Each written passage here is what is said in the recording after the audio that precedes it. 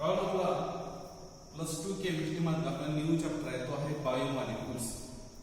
Bio molecules म्हणजे काय generally जे लिव्हिंग सिस्टीम असतात किंवा जे लिव्हिंग ऑर्गॅनिझम असतात ते कॉम्प्लेक्स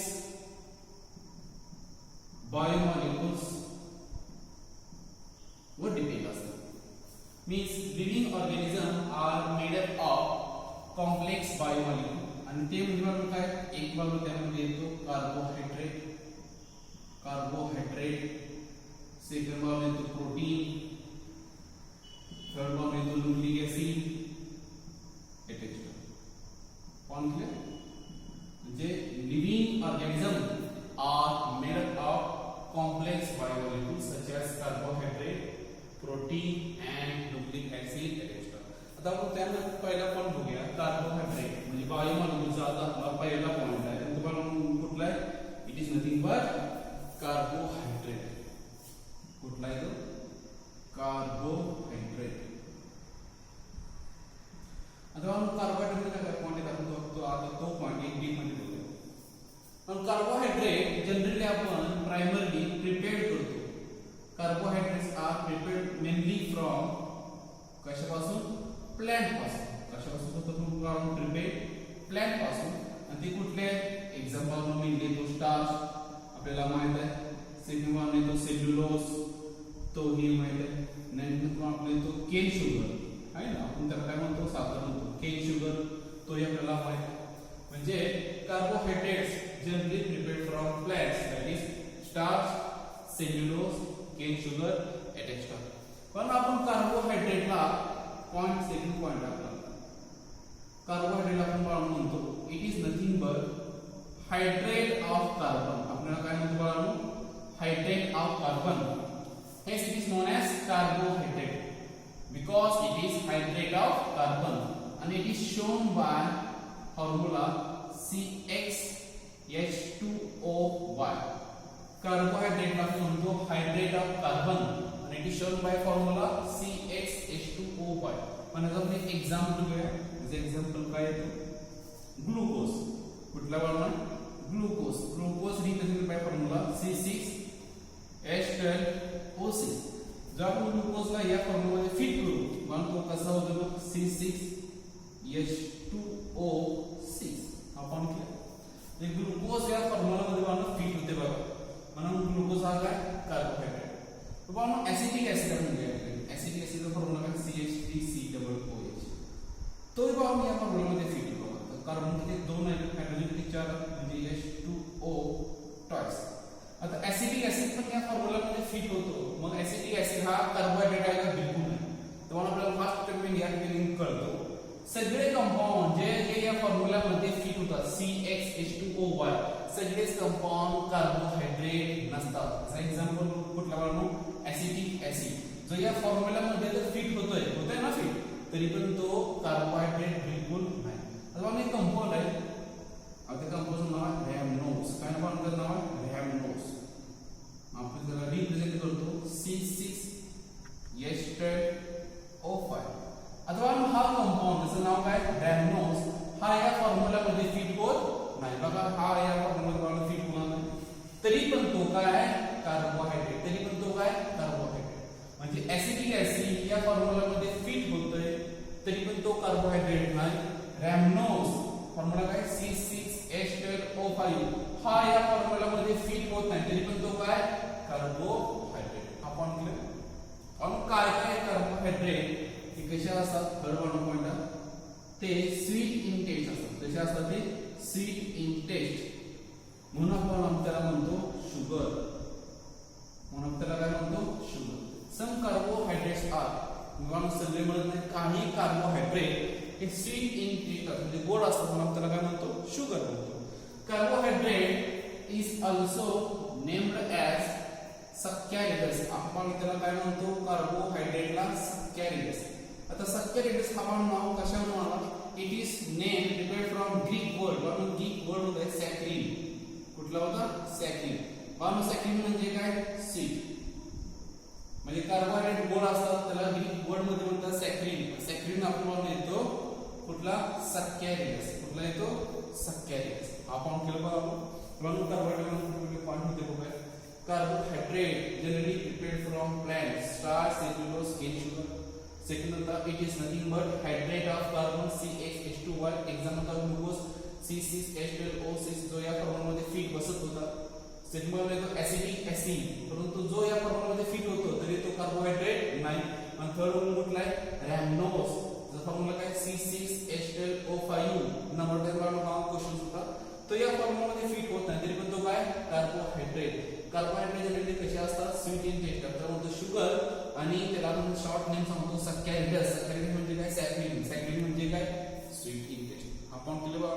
आता नेक्स्ट पॉइंट जो अतिशय महत्त्वाचा पॉइंट आहे तो हा क्लासिफिकेशन ऑफ कार्बोहायड्रेट. काय बघा पॉइंट तो क्लासिफिकेशन ऑफ कार्बोहायड्रेट.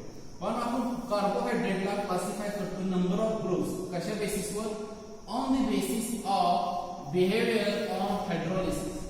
तो हायड्रोलिसिस मध्ये गेल्यावर त्याचा बिहेवियर कसा आहे ऑन द बेसिस ऑफ काय बिहेवियर ऑन हायड्रोलिसिस. आपण त्या बेसिसवर त्याचा क्लासिफिकेशन करतो. कोण क्लियर. पण त्याच्यामध्ये आपण पहिला पॉइंट येतो तो हा मोनोसॅकॅरिडस. काय मोनोसॅकॅरिडस. क्लासिफिकेशन ऑफ कार्बोहायड्रेट मधला पहिला पॉइंट कुठला आहे मोनोसॅकॅरिडस. तर बघा मोनोसॅकॅरिडस म्हणजे काय आपण म्हणूया. कार्बोहायड्रेट जो कार्बोहायड्रेट विच अंडरगो हायड्रोलिसिस जो हायड्रोलिसिस मध्ये जातो बट नॉट फॉर तो तयार करत नाही सिंपल युनिट कुणाचा ऑफ पॉलीहायड्रॉक्सी ऑफ काय पॉलीहायड्रॉक्सी अल्डिहाइड और कीटोन. जनरली वापरून कार्बोहायड्रेट काय असतात कार्बोहायड्रेट असतात पॉलीहायड्रॉक्सी अल्डिहाइड असतात किंवा ते काय असतात कीटोन असतात किंवा ते काय असतात कीटोन असतात. म्हणजे मोनोसॅकॅरिडस म्हणजे काय कार्बोहायड्रेट जो हायड्रोलिसिस मध्ये तर जातो परंतु तो सिंपल युनिट मध्ये कन्वर्ट होत नाही. कुठला simple unit पॉलीहायड्रॉक्सी aldehyde or ketone आपण त्याला काय म्हणतो मोनोसॅकॅरिडस. म्हणजे तो अजून एकदा डिसोसिएट होत नाही. म्हणजे हा मोनोसॅकॅरिडस ऑलरेडी सिंपल फॉर्म मध्ये असतो. तो काय असतो ऑलरेडी सिंपल फॉर्म मध्ये असतो. पण जवळपास 20 मोनोसॅकॅरिडस युनिट माहिती आहे. किती आहेत माहिती आहे 20. पण त्याच्यामध्ये मोस्ट कॉमन कुठले ग्लुकोज हा काय मोनोसॅकॅरिडस जो हायड्रोलिसिस मध्ये जाऊन सिंपल युनिट तयार करत नाही. सेकंड मध्ये तो फ्रुक्टोज काय बघा मोनोसॅकॅरिडस जो हायड्रोलिसिस मध्ये जाऊन सिंपल युनिट तयार करत नाही. लास्ट वन येते या ठिकाणी रायबोज बघा काय मोनोसॅकॅरिडस. लक्षात ठेवा ग्लुकोज फ्रुक्टोज अँड रायबोज हे काय मोनोसॅकॅरिडस जे ऑलरेडी सिंपल फॉर्म मध्ये आणि हायड्रोलिसिस मध्ये जाऊन ते सिंपल युनिट तयार करत नाही. आपण याचा सेकंड क्लास येतो तो आहे ओलिगोसॅकॅरिडस. काय म्हणू ओलिगोसॅकॅरिडस. आता ओलिगोसॅकॅरिडस म्हणजे काय आपण या ठिकाणी सांगूया. कार्बोहायड्रेट विच अंडरगो हायड्रोलिसिस जो हायड्रोलिसिस मध्ये जातो टू फॉर तो काय करतो 2 to 10 2 ते 10 2 to 10 सिंपल मोनोसॅकॅरिडस 2 ते 10 तो मोनोसॅकॅरिडस तयार करतो. आपण त्याला काय म्हणतो oligosaccharides. Carbohydrate which undergo hydrolysis to for 2 to 10 simple monosaccharides unit is known as oligosaccharides. मग आपण ओलिगोसॅकॅरिडस ला अजून एकदा क्लासिफाय करतो कशामध्ये डायसॅकॅरिडस. आता डायसॅकॅरिडस म्हणजे काय carbohydrate which undergo hydrolysis to for ते काय करतात 2 मोनोसॅकॅरिडस. ते काय करतात 2 मोनोसॅकॅरिडस. हे मोनोसॅकॅरिडस जे मोनोसॅकॅरिडस आहे एक तर ते सेम असतात और एक तर ते डिफरंट असतात. बघा ओलिगोसॅकॅरिडस मधला पहिला पॉइंट कुठला येतो डायसॅकॅरिडस. म्हणजे डेफिनेशन काय carbohydrate which undergo hydrolysis to form two monosaccharides which are same or different. आपण त्याला काय म्हणतो डायसॅकॅरिड्स. म्हणजे एक्झाम्पल बघा सुक्रोज. सुक्रोज आपण हायड्रोलिसिस मध्ये कन्वर्ट करतो किंवा घालवतो तो काय करतात एक तर करतो ग्लुकोज आणि सेकंड करतो फ्रुक्टोज. म्हणजे दोन मोनोसॅकॅरिड्स वाढून तयार होतात. ते दोन कसे सेम आहे का डिफरंट आहे डिफरंट आहे. पण सेकंड येतो या ठिकाणी माल्टोज. माल्टोज घ्या. माल्टोज कशामध्ये जातो हायड्रोलिसिस मध्ये. तो वाढून काय करतो तर दोन मोल तयार करतो. काय तयार करतो दोन मोल ग्लुकोज. ते दोन कशी मोल आहेत सेम आहेत.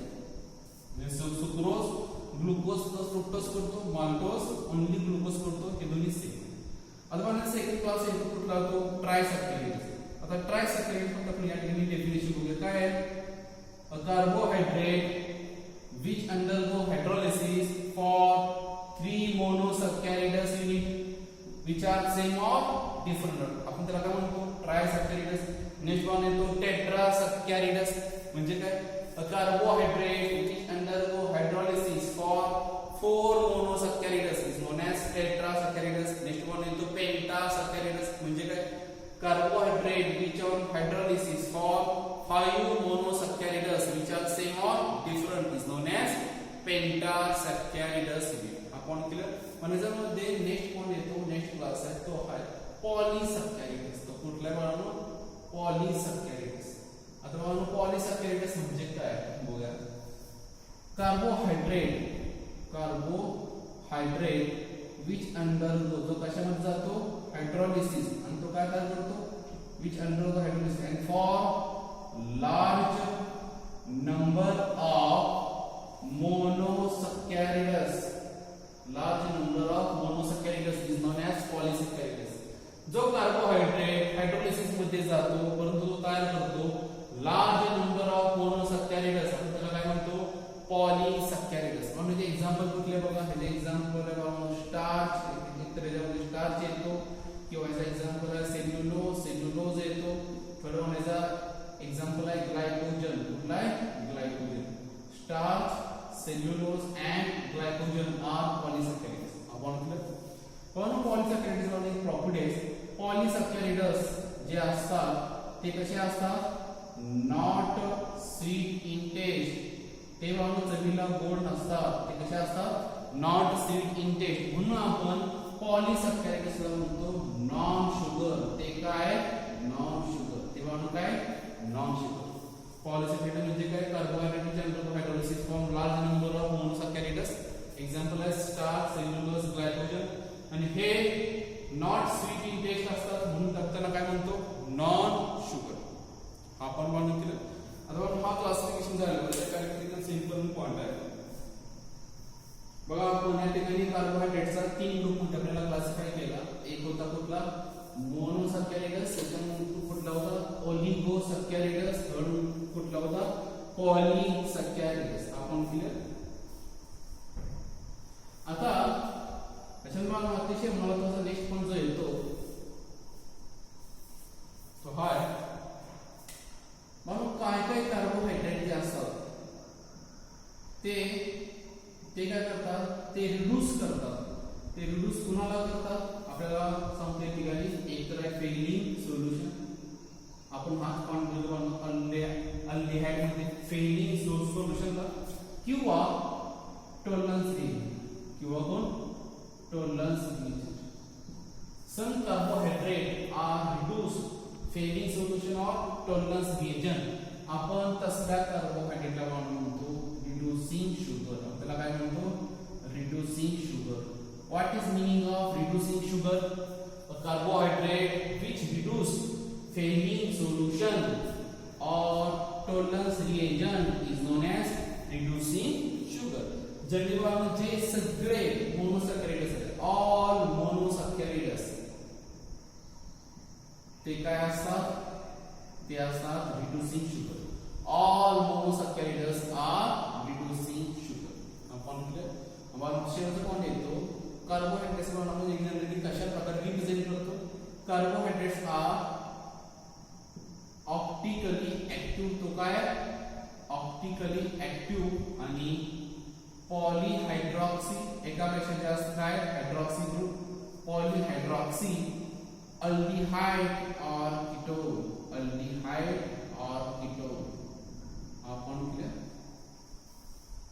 Carbohydrates are optically active polyhydroxy aldehyde or ketone. आपण नेक्स्ट पॉइंट पुढच्या पॉइंट